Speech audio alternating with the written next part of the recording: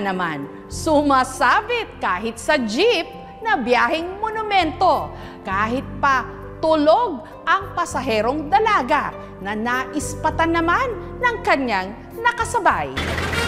Marami sa mga sumasakay ng jeep na aalikabukan, nakikipagsiksikan, natatraffic, at kung minamalas pa, nadudukutan. Magnanakaw!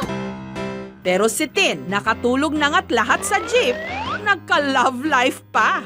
E di, ikaw na.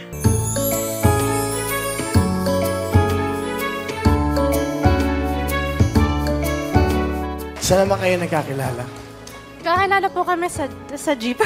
Sa jeep lang? Pero ganito po yung nangyari.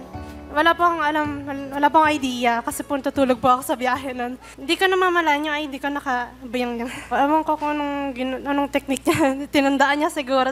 At ipinakilala ni